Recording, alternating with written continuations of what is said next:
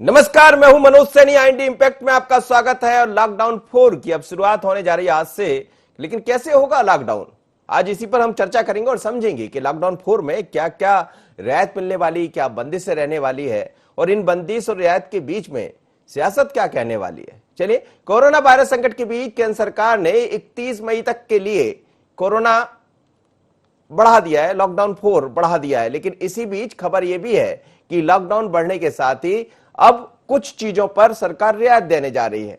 लेकिन चुनौती भी बहुत बड़ी होगी। मध्य प्रदेश की हम बात करें तो मुख्यमंत्री शिवराज सिंह चौहान आज शाम लोगों से बात करेंगे और स्पष्ट करेंगे कि रेड जोन, ग्रीन जोन और ऑरेंज जोन है वो कौन से जोन होंगे जहां जिनको कहा जाएगा। लेकिन उसी बीच बड़ी खबर यह भी है कि कई जगह से खबरें ये आ रही है कि लगातार कोरोना के जो मरीज है उसमें इजाफा हो रहा है।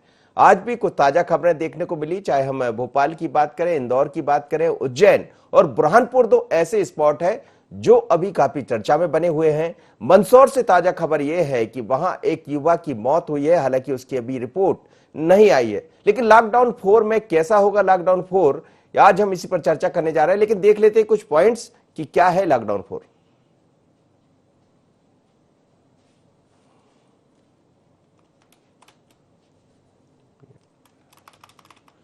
लॉकडाउन 4 यही है कि देश में 31 मई तक बढ़ाया गया है लॉकडाउन। 18 से 31 मई तक का जो लॉकडाउन 4 है वो रहेगा। लॉकडाउन 4 की गृह मंत्रालय ने एक रिपोर्ट जारी की है और उस गाइडलाइन के जरिए ये कहा गया है कि विमान की जो सेवाएं हैं वो अभी तक बंद रहेगी।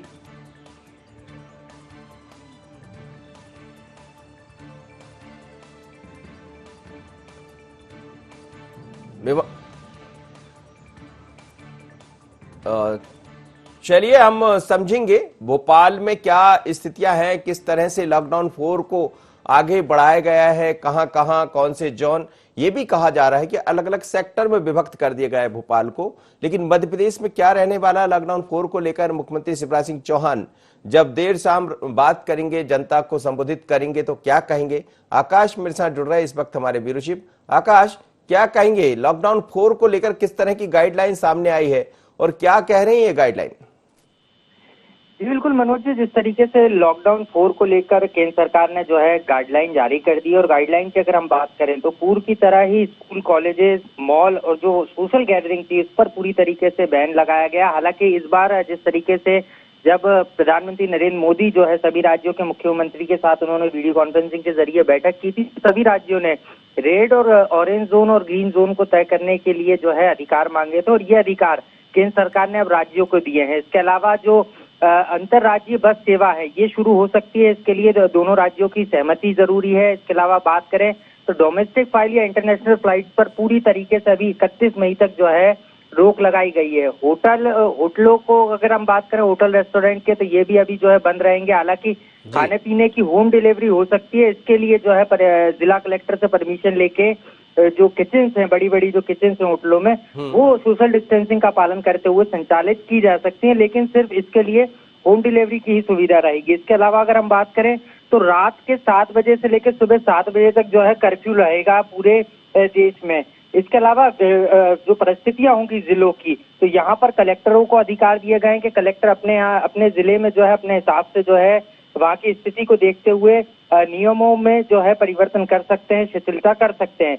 लेकिन आज क्योंकि अब केंद्र सरकार की तरफ से गाइडलाइन कल जारी हुई है शाम को, उसके बाद जो है आज राज्य सरकार किस तरीके से रेड, ग्रीन और ऑरेंज जोन की क्या परिभाषा मध्य प्रदेश में रहने वाली है, जो हॉटस्पॉट वाले जिले हैं, चाहे इंदौर की बात करें, भोपाल की बात करें, उज्जैन की बात करें, तो इन जिलों में किस तरीके से, क्योंकि एक बात निकलकर सामने आई थी कि कंटेमिनेटेड एरिया के अलावा आधे किलोमीटर का एरिया जोड़ के बफर जोन बनाया जाएगा, और बाकी जहां पर जो है कोरोना संक्रमण के मरीज जिस क्षेत्रों में नहीं मिले हैं वहां पर जो है कुछ रियायतों के साथ छूट रेड जोन में भी दी जा सकती है। ऑरेंज जोन में भी कुछ इसी तरीके का प्रारूप तैयार किया गया था। हालांकि ग्रीन जोन में जो है तमाम चीजों को लेकर जो है एक अलग से खाका तैयार किया गया, तो उसको आज राज्य सरकार जो है जनता के सामने पेश करेगी। चलिए, बिल्कुल आप सही कह रहे हैं और जनता के सामने जब मुख्यमंत्री शिवराज सिंह चौहान अपनी बात रखेंगे तो बहुत स्पष्ट हो जाएगा। लेकिन लगभग जो खाका है वो तैयार हो चुका है, जो टीवी स्क्रीन पर आप देख रहे हैं वही सब दिखाई देने वाला है। इस वक्त भारतीय जनता पार्टी के प्रवक्ता उमेश शर्मा मेरे साथ जुड़ रहे हैं, साथ ही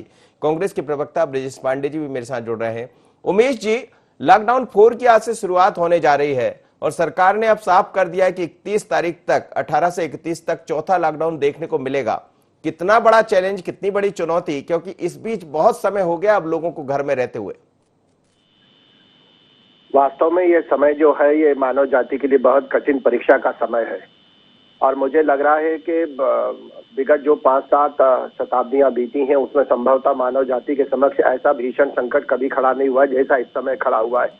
तो सारी मानव जाति के समक्ष जो ये संकट खड़ा हुआ है, सारे लोग मिलकर इसका सामना कर रहे हैं जी। और अन्य देशों की अपेक्षा मुझे लग रहा है कि भारत जो है इसका सामना करने में ज्यादा प्रखरता, मुखरता और आक्रामकता के साथ सामने खड़ा हुआ दिखाई दिया है और शने शने हम, मुझे लग रहा है कि कोरोना पर निर्णायक विजय की ओर सधे कदमों के साथ आगे बढ़ रहे हैं और इसके लिए देश के सभी नागरिकों का मैं आभार व्यक्त करता हूं और मध्य प्रदेश के नागरिकों का भी विशेष करके आभार व्यक्त करता हूं।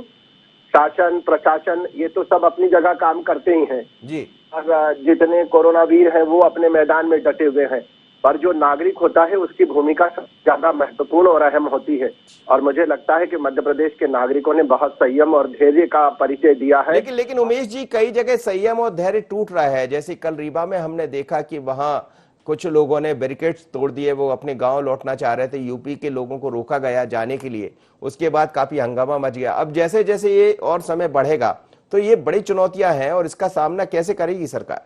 मनोज जी, एक बात आप देखिएगा कि स्वाभाविक रूप से लोगों के भीतर एक बेचैनी होती है। ऐसे संकट के समय में प्रत्येक व्यक्ति चाहता है कि वो अपने परिवारजनों के साथ रहे, अपने गृह स्थान पर रहे और जो जैसा भी परिस्थिति बने वो वहां रहे। आपने देखा होगा मजदूरों की आवाजाही के बहुत सारे चित्र हमने भी देखे और कई चित्र भावविहल भी कर देते हैं, पर आप देखिएगा कि मध्य प्रदेश के भीतर रहने वाला मजदूर जो है या मध्य प्रदेश मूल का जो मजदूर है उसका कहीं पलायन नहीं हो रहा है, क्योंकि मध्य प्रदेश के अंदर चाहे शासन हो, जिला प्रशासन हो, यहाँ की स्वयंसेवी और समाज सेवी संगठन हो या जिन व्यापारिक प्रतिष्ठान या औद्योगिक प्रतिष्ठानों से वो मजदूर जुड़ा रहा है उसकी पर्याप्त चिंता करी गई है।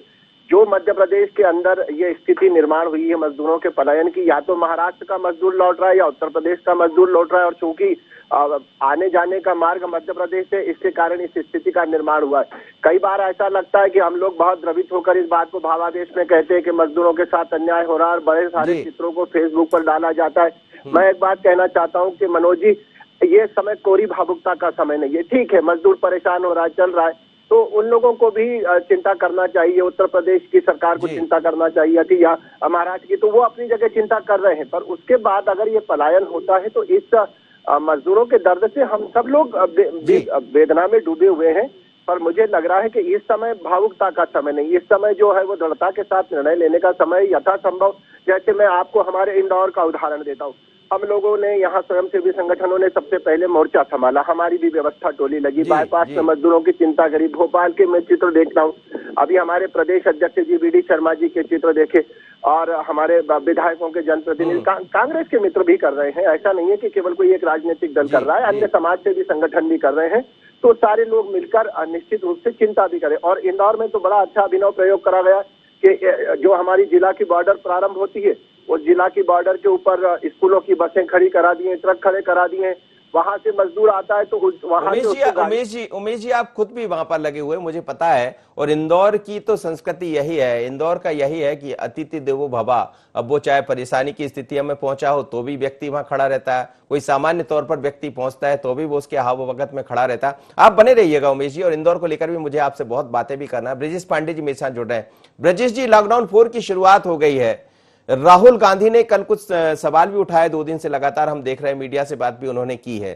लेकिन लॉकडाउन 4 कितना बड़ा चुनौती होगी, क्योंकि अब समय बहुत हो चुका है और लोगों के सब्र का बांध भी टूटने लगा है। जी मनोज जी, आपने बिल्कुल सत्य बात कहा। इस समय देश में जो स्थिति है वो बड़ी भयानक हो रही है, क्योंकि संक्रमण का प्रकोप कम नहीं हो रहा है। लॉकडाउन 4 जो शुरू हुआ है और इस लॉकडाउन 4 की अवधि जो है, अब इसके बाद देश, हमारा मुल्क जो है 68 दिन तक लॉकडाउन के पीरियड में रहेगा। हर तरह के लोगों को बंदिशों का सामना करना पड़ रहा है। कल राष्ट्रीय आपदा प्रबंधन एनडीएमए ने केंद्र और राज्य सरकार के लिए जो गाइडलाइन जारी किया है, अब उन जोनों को पहले तो 3 जोनों में डिवाइड किया था, अब उसे 5 जोनों में इन्होंने बांट दिया है। कंटेनमेंट जोन अलग कर दिया है, बफर अलग कर दिया है, रेड अलग कर दिया है, ग्रीन अलग कर दिया है, ऑरेंज जोन अलग कर दिया है जी। अब इसमें कंटेनमेंट और बफर जोन को रेड और ऑरेंज जोन के भीतर रखा गया। मेरा सीधा सा सवाल है, जी। प्रदेश की सरकारों के कहने के बाद, उनके सुझाव के बाद, चाहे वो ममता बनर्जी हो, चाहे वो अरविंद केजरीवाल जी हो, चाहे अपने झारखंड के मुख्यमंत्री हो, या चाहे पंजाब के मुख्यमंत्री, या छत्तीसगढ़ के चीफ मिनिस्टर हो, इनके कहने के बाद भी अभी भी ऐसी बहुत सारी कम्युनिकेशन गैप जो हमने कल देखा, कल मैं सुन रहा था, और उसके बाद जो चौथा चरण है इसमें भी ऐसे सामने आ रहे हैं। आज मध्य प्रदेश के मुख्यमंत्री जी को भी लॉकडाउन 4 के बारे में बोलना है। तो मेरा सीधा सा सवाल ये है कि अभी भी हमको अपने जिला प्रशासन से बहुत सी चीजों पे कम्युनिकेशन करना पड़ेगा। जी जी, चलिए, आपकी आवाज मुझे नहीं मिल पा रही और मैं चाहूंगा कि पुनः आपसे संपर्क साधा जाए।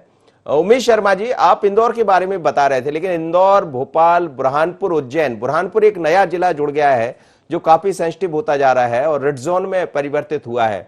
इसी तरह आज मंदसौर से सुबह सुबह खबर आई, वहां भी एक युवा ने दम तोड़ा, हालांकि अभी उसकी रिपोर्ट नहीं आई है, लेकिन उसको क्वारंटाइन किया गया था। क्या कहेंगे आप? मनोज जी, मुझे लग रहा है कि अभी जितने रिपोर्ट्स बाकी आना है उसमें और भी कुछ नए मरीजों की संख्या में बढ़ोतरी हो सकती है। और ये जो लॉकडाउन 4 का दौर शुरू हुआ है वो इसीलिए प्रारंभ करा गया है कि निर्णायक रूप से कहीं ना कहीं हम पहुंचे। और एक सत्य को तो हमको स्वीकार करना ही पड़ेगा कि आने वाले 2 वर्षों तक हम सबको कोरोना के साथ, कोविड-19 के खतरे के साथ जीना पड़ेगा। हमारे जो जीने के तौर तरीके थे, बिल्कुल जो खिलंदर तरीका होता था, लापरवाह और बिंदास, उस सब पर हमको अपनी जीवन शैली पर नियंत्रण करना पड़ेगा जी। और कहीं ना कहीं मुझे लगता है कि ठीक है, सरकार के तौर पर और अधिकृत रूप पर यह घोषित हो जाए कि भाई ये लॉकडाउन के बाद 4 के बाद शायद समाप्त हो जाए या लॉकडाउन 5 चालू हो, कुछ दिन बाद समाप्त हो, पर इतना तो मैं आशंकित हूँ व्यक्तिगत तौर पर कि हम लोगों को आने वाले 2 वर्षों तक इस कोविड-19 के खतरे के साथ जीना पड़ेगा। तो ऐसे समय में सरकारें तो जो अपने दिशा निर्देश हैं, चाहे राज्य की सरकारें हो या केंद्र की हो, वो जारी करेंगी, पर नागरिकों की भी अपनी जो जिम्मेदारी है उस जिम्मेदारी के साथ हम लोगों को अपनी जीवन शैली का परिवर्तन करना पड़ेगा। और जहां तक इंदौर का प्रश्न है, मुझे लग रहा है कि प्रारंभिक समय में इंदौर के अंदर जो थोड़ी बहुत अराजकता की स्थिति निर्माण करी गई थी कुछ क्षेत्र विशेषों में, और अब वहां पर भी सकारात्मक सहयोग प्रशासन को भी करा गया है। लोगों की मानसिकता में परिवर्तन आया। शुरू में जो चंदन नगर की घटना हो, टाटपट्टी वाकल की घटना हो, रानीपुरा की घटना हो, उन लोगों की मानसिकता में भी परिवर्तन आया और क्षण क्षण उनको ये विश्वास होने लगा कि ये जो भी कुछ किया जा रहा है उनका जीवन बचाने के लिए किया जा रहा है। तो एक अच्छी बात यह है कि आप देखिए कि एक क्षेत्र विशेष के लोगों का जो कोरोना में एक समय 10 में से 7 मरीज निकलते थे, वो प्रतिशत कम हुआ है।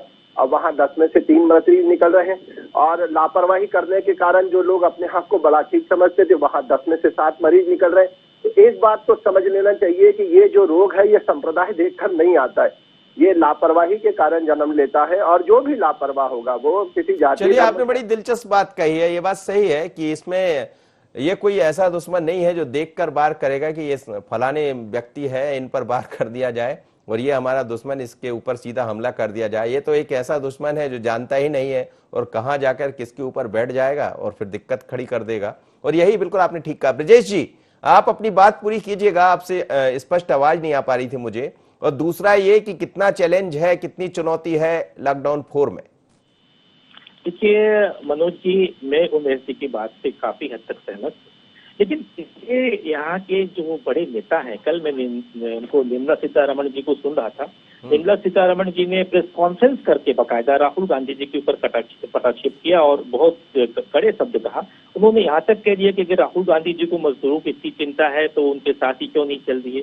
ये इसका समय नहीं है, क्योंकि देश के प्रधानमंत्री माननीय श्री नरेंद्र मोदी जी ने 2 शब्दों में आह्वान करते हुए सबसे एक साथ एकजुट होकर के साथ देने की बात की है। दूसरी बात, एक महत्वपूर्ण बात मैं आपके माध्यम से कहना चाह रहा हूँ कि देखिए कि आज हमारे सामने सबसे बड़ी चुनौती ये है, जो नया शहर हमारे मध्य प्रदेश का बुरहानपुर जो रेड जोन में कन्वर्ट हो गया, ये एक बात को सचेत कर रहा है कि अभी हमको अपने जिला प्रशासन के साथ बैठ करके जो प्रमुख सचिव स्वास्थ्य है उनको बराबर कोऑर्डिनेशन करना पड़ेगा, क्योंकि हमारे यहाँ मरीजों की संख्या, हमारे रीवा में पहले मरीजों की संख्या 0 से बढ़कर के 14-15 हो गई। तो ये जो श्रमिक वर्ग के लोग बाहर से या प्रवासी लोग आ रहे हैं, इनको पूरे तरीके से क्वारंटाइन नहीं किया जा रहा है। जिनको गांव भेजा जा रहा है वो सिर्फ 2 लोगों के हवाले कर दिए गए हैं, मनोज सर, एक वहाँ के गांव का सरपंच और एक सचिव। उनकी बात वो सुनने को तैयार नहीं होती, क्योंकि गांव जाने के रास्ते आप करते हैं कि गांव जाने का एक रास्ता तो होता नहीं, लोग अपने अपने खेत के माध्यम से, पगडंडी के माध्यम से गाँव पहुंच जाते हैं।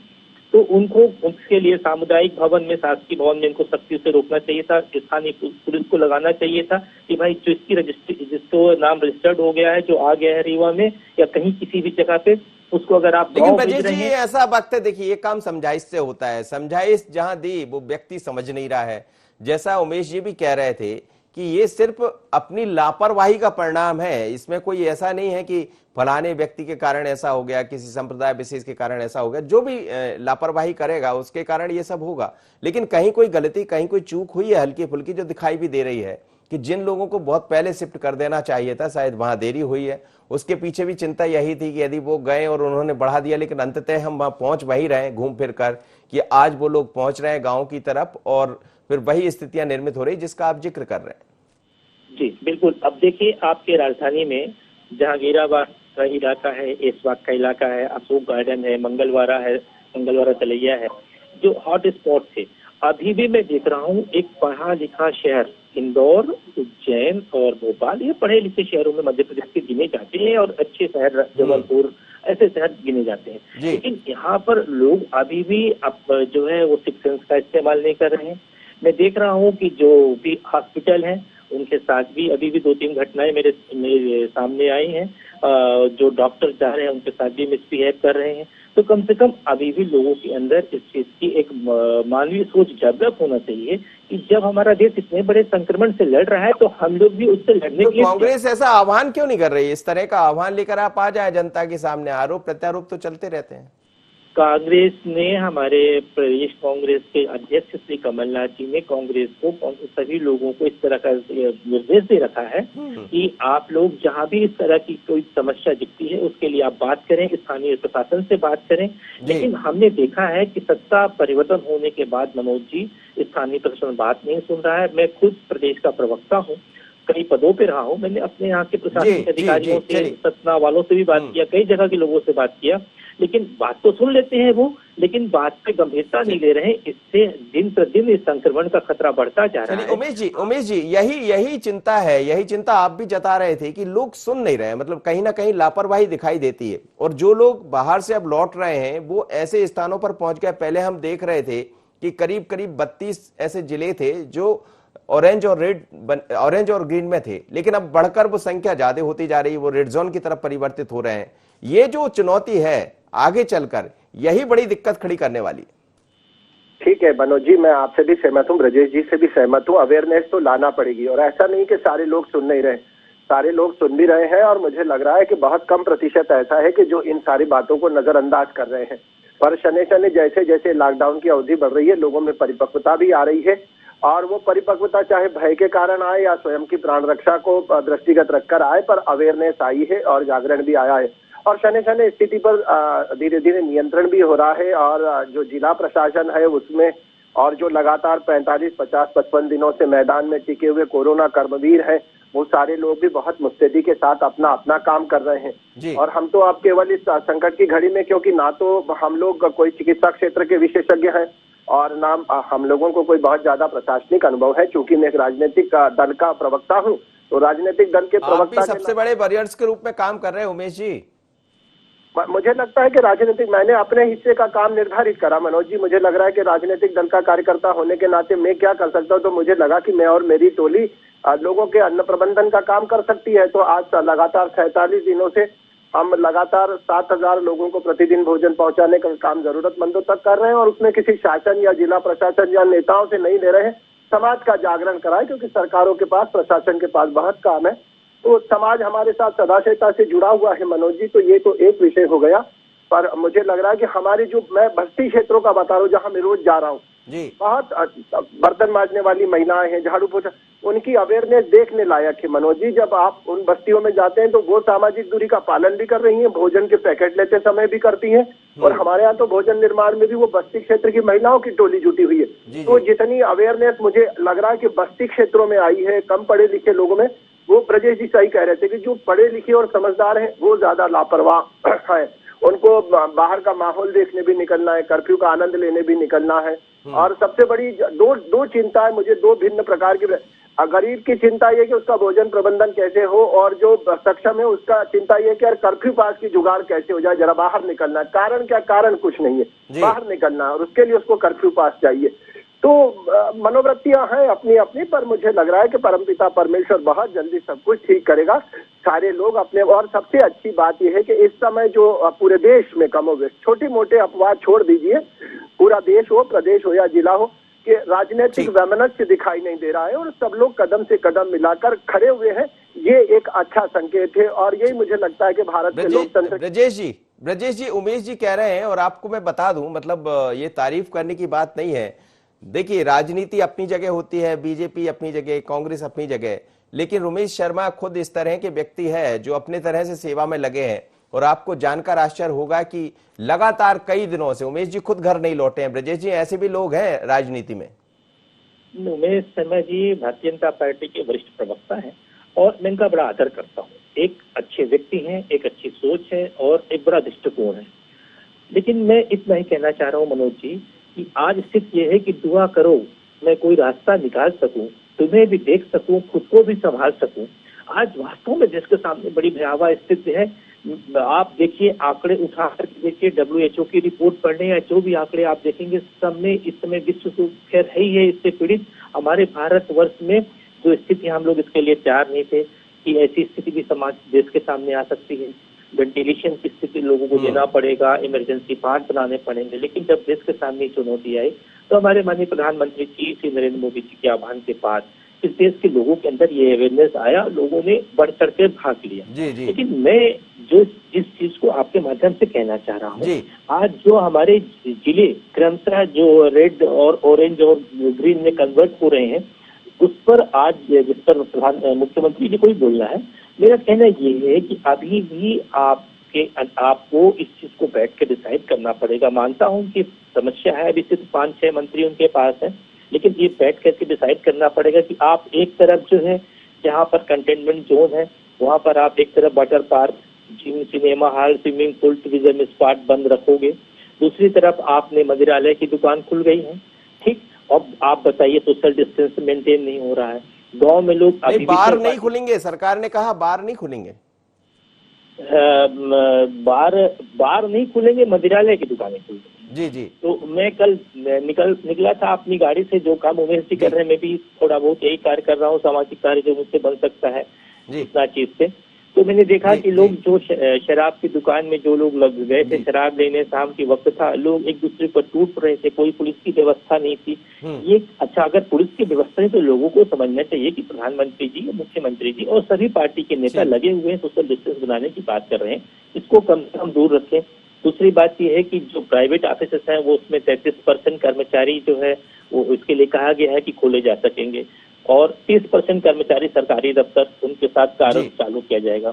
मेरा सीधा सा कहना यह है कि सरकार को अभी भी ये समझना पड़ेगा कि अगर आपने थोड़ी सी ढील दिया है, अच्छी बात है और देश की जनता को आवश्यकता थी, क्योंकि अब तक हम लोग इसके सहारे रहते, लेकिन अभी भी हमको इस चौथे फेज में इस बात को ध्यान रखना बिल्कुल आप ठीक कह रहे हैं, बिल्कुल आप ठीक कह रहे हैं। उमेश जी, एक छोटी सी प्रतिक्रिया आपसे लेना चाहूंगा, क्योंकि अब लॉकडाउन 4 की शुरुआत हो गई है, कुछ बंदिशें हैं, कुछ रियायत है।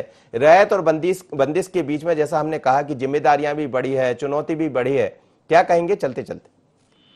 बिल्कुल मनोज जी, अगर संकट बड़ा है तो मनुष्य का संकल्प भी बड़ा है। पूरा समाज इस समय बहुत दृढ़ संकल्पित होकर एकजुटता के साथ खड़ा हुआ है और हमारा तो सनातन कालीन पौराणिक कालीन इतिहास है कि जब जब आसुरी शक्ति बलवान हुई है तब तक देवताओं ने उन पर निर्णायक विजय प्राप्त करी है और मुझे लग रहा है कि इस बार भी जो सज्जन शक्ति है वो इस आसुरी शक्ति के विरुद्ध निर्णायक विजय प्राप्त करेगी। चलिए, आप बहुत बहुत धन्यवाद। उमेश शर्मा मेरे साथ जुड़े, ब्रजेश पांडे कांग्रेस के प्रवक्ता और भारतीय जनता पार्टी के, आप दोनों मेहमानों का धन्यवाद। आकाश भी मेरे साथ जुड़े थे।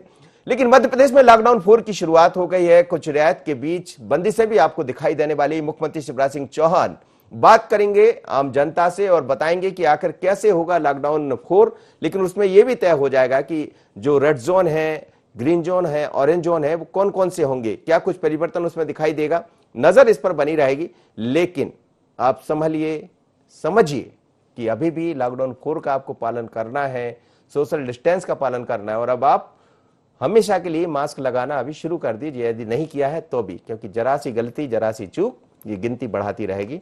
जरूरत हम सबको एक साथ चलने की है। आज इतना ही, मुझे दीजिए इजाजत, बने रहिए IND 24 पर।